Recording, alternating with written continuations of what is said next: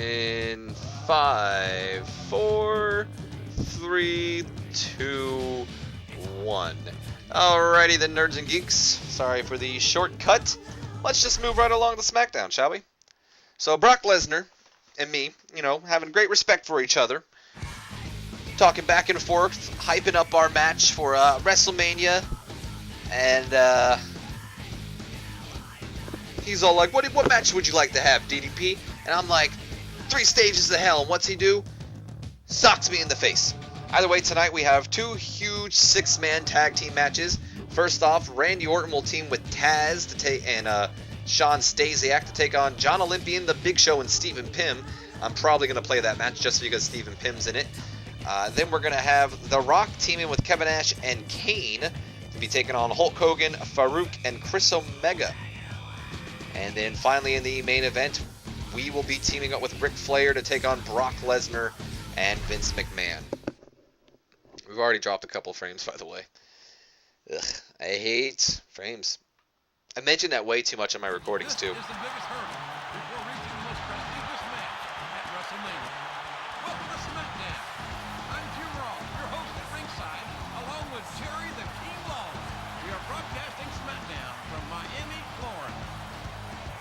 That was an interesting speech from JR there.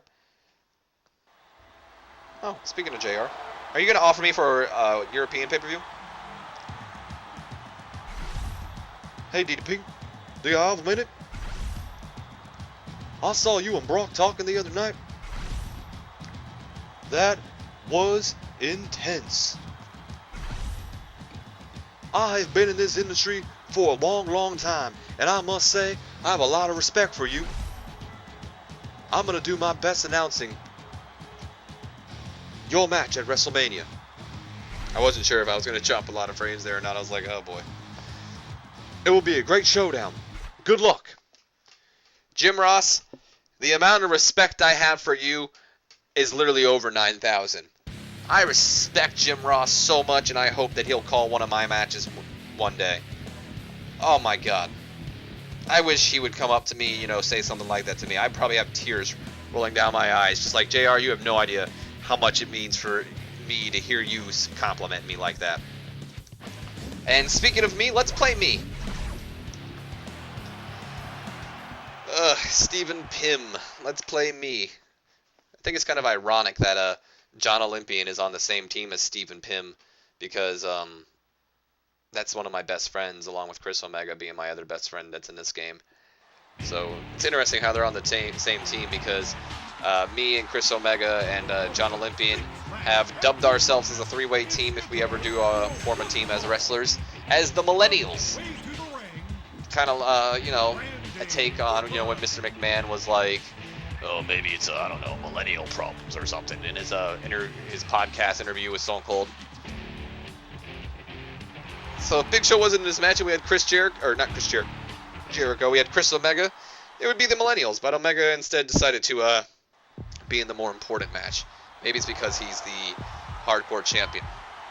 I know we've seen Randy Orton's entrance before, but we haven't seen it in a while, so I just kind of wanted to show it.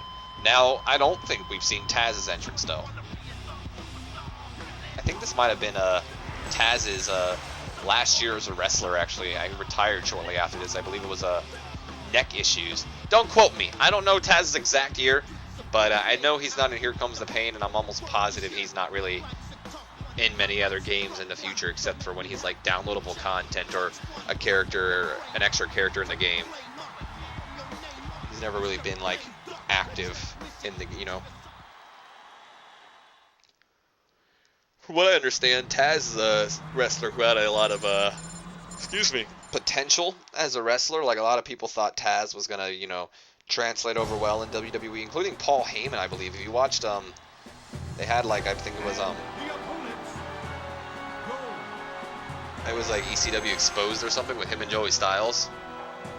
Either way, one of the questions asked was who he thought was going to be, bigger, but than they actually were, and I think he said Taz. Could have been wrong. John Olympian looks like a bloated whale in this game. I did not do him any kindness. Have we seen Big Show's entrance? I don't know if we've seen Big Show's entrance, Nerds and Geeks, so I'm going to leave that in as well. Big Show's one of those superstars we haven't seen a lot of.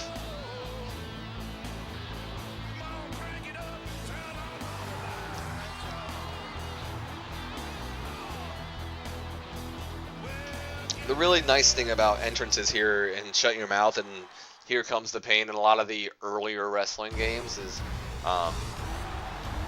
they're not really super long. Like, yeah, there's not much to them, but they're not really, really long either.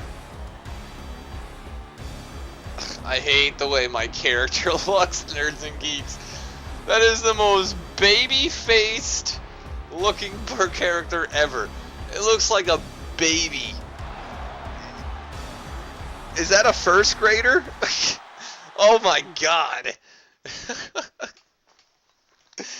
Oh my lord, Nerds and Geeks. John Olympia looks like a bloated whale, and Stephen Pym looks like a first grader.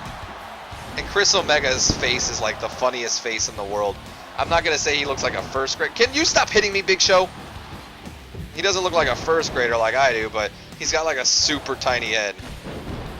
So this match is going to be pretty hard. And it might be pretty long too, because this is actually a Tornado 6-man tag match, obviously, if you're paying attention. Which really can be difficult because you kind of like, you know, rely on your partners, hope that they can, you know, keep your, you know, the other two partners or two enemies at bay. As well as, you know, keeping an eye on your partners as well. I mean, you know, they have your back, but you got to have their back as well. I mean, I got to make sure John Olympia doesn't get pinned, or, you know, Big Show, which I don't really have many worries about Big Show considering he's the best wrestler in this match. My main worries would be for John Olympian because he's a caw. Just like if I was playing as John Olympian, I would be worried about Stephen Pym just because he's a caw. They don't have a lot of overall already on them, so. I mean, come on, I'm in the ring with Shawn Stasiak right now. Oh, excuse me, Nerds and Geeks. I didn't mean to yawn in your ear there. Now here's this Randy Orton kid. He's gonna be a nobody, that's for sure. Absolutely nothing. He'd be lucky if he'd become a Jabba the Hutt. One thing that, oh my god, I'm already knocked out. See, when you're playing as created wrestlers, they suck, Nerds and Geeks. Like, they're so bad. You just gotta like really like fight. I really only did this match though because of my created wrestler. It might not last long. In fact, I might be the one getting beat.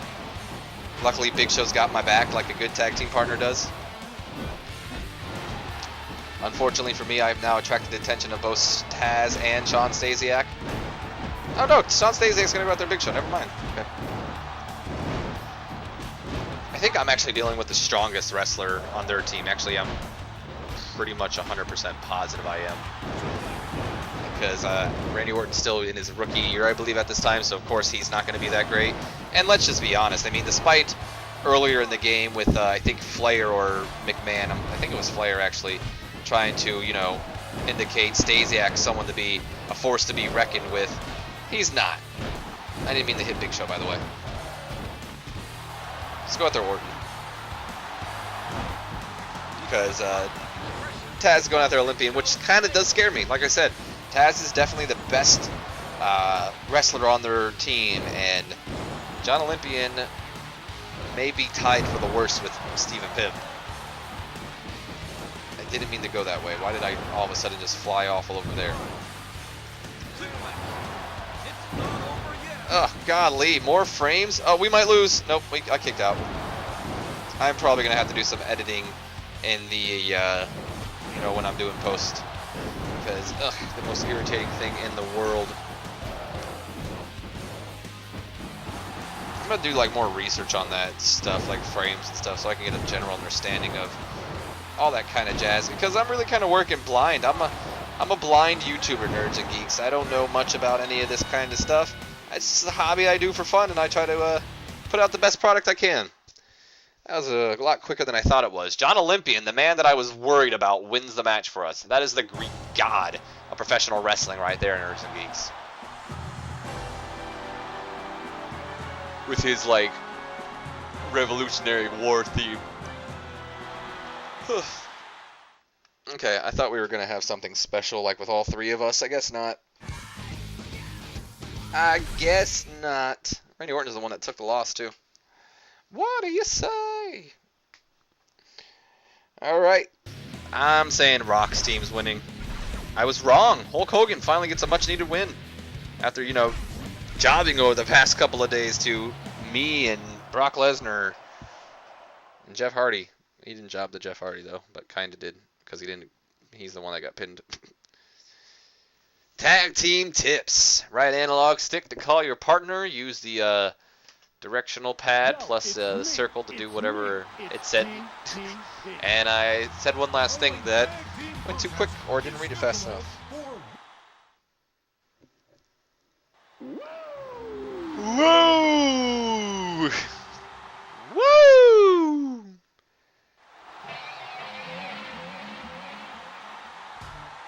It's interesting how all four of these men are still connected to wrestling in, you know, some sort of way, with Brock Lesnar being the current world champion, McMahon being the owner, Flair being, you know, Ric Flair, and DDP with his yoga that has helped a lot of wrestlers.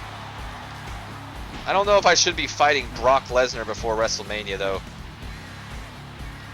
In fact, I kind of want to fight Vince McMahon. If you can give me Vince McMahon, I'd love to beat the holy hell out of Vince McMahon. Oh, I haven't even talked about the WCW thing, so what I'm going to do, since I shouldn't be fighting Brock Lesnar, is I'm going to tag out in a couple of seconds. But with the WCW thing, so in the last episodes, I briefly talked a little bit about, you know, the thought of how different wrestling would be today if WWE or Vince McMahon never purchased WCW, say if like Eric Bischoff purchased it or Ric Flair or anybody else purchased it. You know, what would have happened? You know, would the Monday Night War still have been going on? Would, you know, WWE be around? Would WCW be around? So on and so forth. And I kind of wanted to give my opinion on what I feel would have happened. So I feel the closest person who would have bought it would have been Eric Bischoff, because he was, you know, we've already heard that he was planning on buying it. The reason I say people like Ric Flair is like because, you know, they had such a name with WCW that it just, you know, it made kind of sense. Like maybe they would want to see it succeed. Someone like Sting as well. But so let's say McMahon doesn't buy WCW, doesn't really have interest in it, and Eric Bischoff purchases WCW, because from what I understand, the asking price for it really wasn't that much. So Turner Broadcasting no longer owns, so WCW can, you know, get a better TV deal. I think the Monday Night War would have ended. I'm not sure if Eric Bischoff's ego would have allowed him to end the Monday Night War, but we just needed the war to end because WCW honestly lost already, and they needed to focus on themselves other than, you know, battling with WWE and trying to be better than them, because, you know, they needed to create new stars. That is the, oh god, just Vince McMahon just stunned me. Because that's the one thing, you know, WCW failed on the most, creating new stars. And I feel they were on the right path, and they knew where they needed what was going on. I mean, Vince Russo, who, you know, he came up with a lot of bad ideas. You know, I'm not gonna completely outright defend the guy and say he was, you know, he could have been WCW's savior, because he did have some bad ideas, but I think he knew what was wrong. And if he had, you know, someone kind of like Vince McMahon in his corner, or, you know, a creative team to kind of be like, I don't know about that one, that one's kind of dumb, then he would have been successful. I do feel that way, because Vince Russo, I personally feel is a very intelligent man who understands the wrestling business. Just WCW, I mean, from kind of an experience standpoint, I've seen it with Total Extreme Wrestling. I mean, I have my own WCW playthrough going on right now, which basically is covering the end of WCW. Like, and it's extremely hard in the Total Extreme Wrestling playthrough, Nerds and Geeks. Like, it is really hard. I have to, like, you know, the ratings are down because I don't have a lot of stars and all that jazz. and I'm in trouble for my TV deal getting taken away. And if my TV deal gets taken away, that's horrible news because I'm not, I'm not, putting myself out there. And I can't get a new TV deal because I'm owned by Turner Broadcasting. It's just a nightmare, Nerds and Geeks. So I can understand the problem, but, I feel if it was sold, it would have had another life, and there were still fans of WCW, and there were still some big draws in WCW for them to survive. I feel, that the war would have ended, that we would have seen, WWE officially end the war, but I feel WCW would still be around, and possibly the war would have picked back up. And that is something that I kind of wish would have happened, because we would have had, oh my lord, Brock Lesnar just tapped out to Ric Flair. Wow. That's awesome. Either way, Nerds and Geeks, that's just my 2 cents about the Monday Night War and how I think it would have gone if it wouldn't have ended the way it did. You just tapped, Brock. Don't get in my face. Flair is trying to pull these guys apart. Oh no! Brock! Jesus, Brock. He doesn't want anyone in his business. Dude, he just decked Ric Flair. Like, holy shit. Look at them. What's going to happen, JR? Oh, hell yeah, I'm attacking him. He just attacked Ric Flair. He's full of rage and adrenaline. This fury has been building up. All hell is going to break loose at WrestleMania, JR. Everything lies in the balance. I don't know, Nerds and Geeks. He just decked Ric Flair. I mean, something had to be done. I just can't stand. And he hit me first. It had to happen. It had to happen.